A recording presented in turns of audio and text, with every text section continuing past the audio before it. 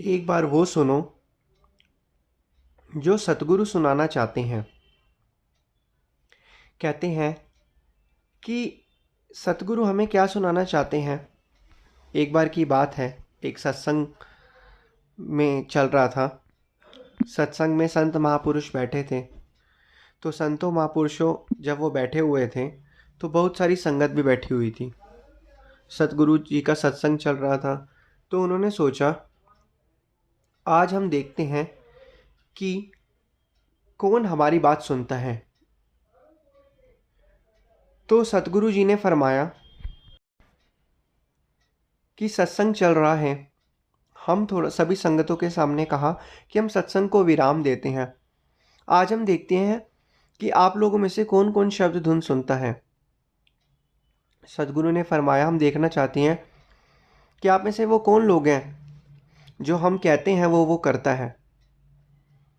तो सतगुरु ने कहा कि थोड़ी देर के लिए 5 से 10 मिनट के लिए जो है सब वो सुने जो हम सुनाना चाहते हैं। सब शब्द धुन में बैठ जाइए। तो सभी संगत जो थी शब्द धुन में बैठ गए और चारों तरफ इतनी शांति थी कि कुछ भी अगर कोई चीज़ गिरती तो उसकी भी आवाज़ हमें ध्यान से सुनाई देती। चारों तरफ इतनी शांति थी। तो 7 मिनट तक सभी लोग बैठे रहे। 7 मिनट बाद जब सतगुरु ने कहा कि सब अपनी आंखें खोल लो, तो सतगुरु जी ने कहा कि अब हम देखेंगे कि आप लोगों ने वही सुना है जो हम सुनाना चाहते थे। तो सतगुरु जी ने कहा कि कौन कौन ऐसा लोग हैं जिन्होंने वो सुना जो हम सुनाना चाहते थे। सभी लोगों के हाथ खड़े हो गए। फिर उसके बाद सतगुरु जी ने दोबारा सत्संग जो है स्टार्ट किया और उसके बाद सत्संग खत्म होने के बाद कहा कि अब हम एक प्रमाण के रूप में एक भगत को इशारा किया कि अब हम देखेंगे कि कौन है जिसने हमारी जो है बात मानी है, शब्द धुन में ध्यान लगाया। तो सतगुरु जी ने एक भगत को खड़ा किया और उसे इशारा किया कि जाओ उस तरफ जाओ।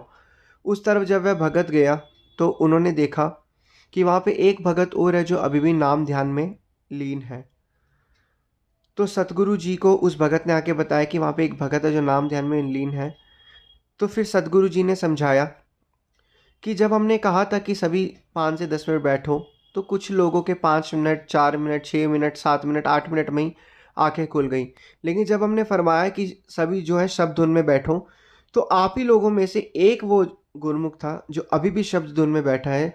सत्संग खत्म होने के बाद भी अभी भी उसका ध्यान जो है शब्द धुन में है और ध्यान अभी भी उन्होंने अपनी ना ही आँख खोली ना ही कान खोले।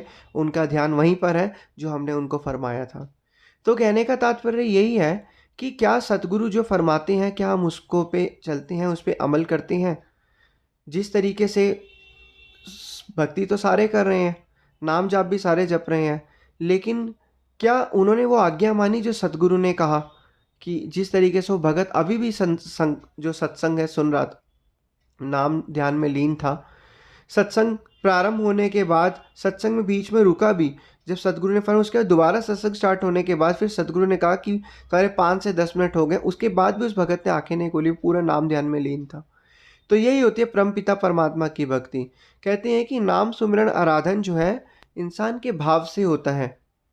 अब इंसान दुनिया में क्या करता है, सच वो सुख प्राप्त करने के लिए एक जगह से दूसरी जगह जाता है, छुट्टियां मनाने जाता है, एक जगह से दूसरी जगह जाता है, वहाँ पे थोड़ा आनंद प्राप्त करता है कुछ दिनों के लिए।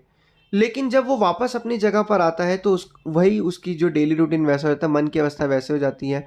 एक जगह से दूसरी जगह पे जाने पे वातावरण तो चेंज हो जाता है लेकिन उसके मन की अवस्था वैसी हो जाती है।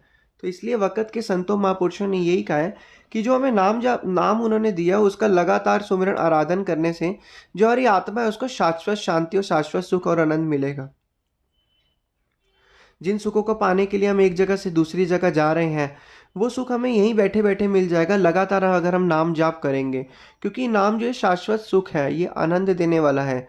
और ये चलते फिरते उठते बैठते जब हम लगातार नाम जपते रहेंगे तो हमें ये अंदर ही अंदर जो है अनुभव होता रहेगा और हमारे अंदर ही अंदर मानसिक शांति बढ़ती रहेगी।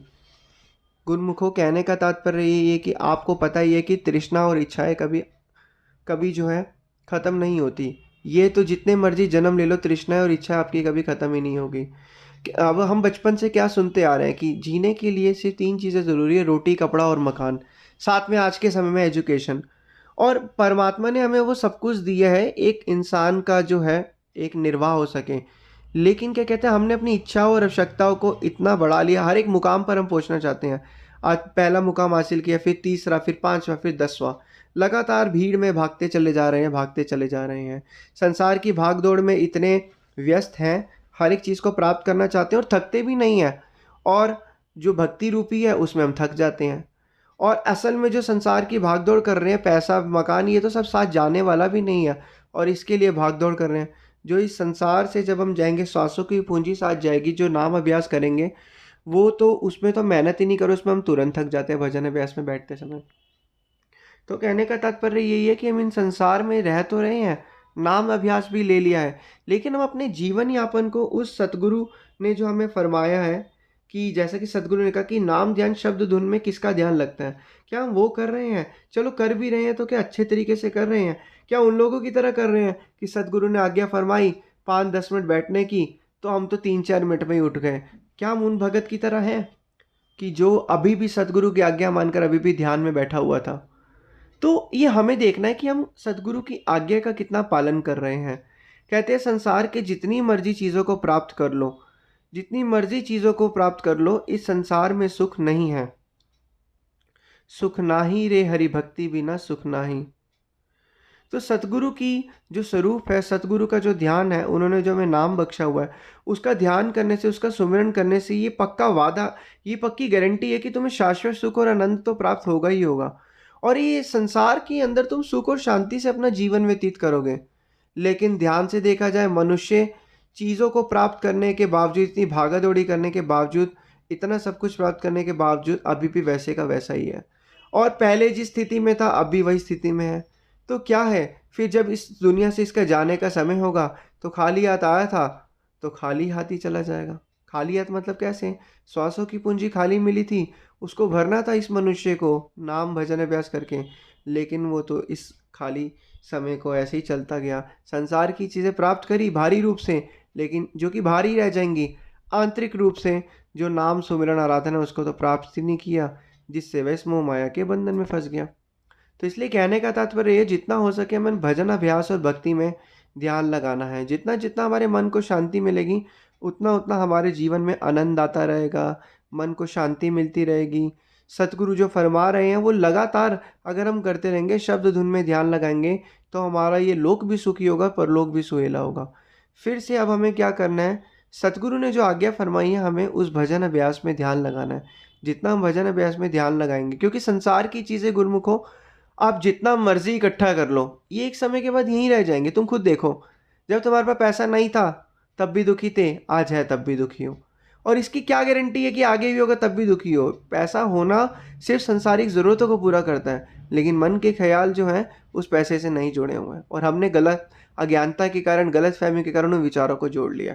तो अब क्या करना है, उन विचारों से मुक्ति प्राप्त करनी है और भजन बंदगी में ध्यान लगाना है।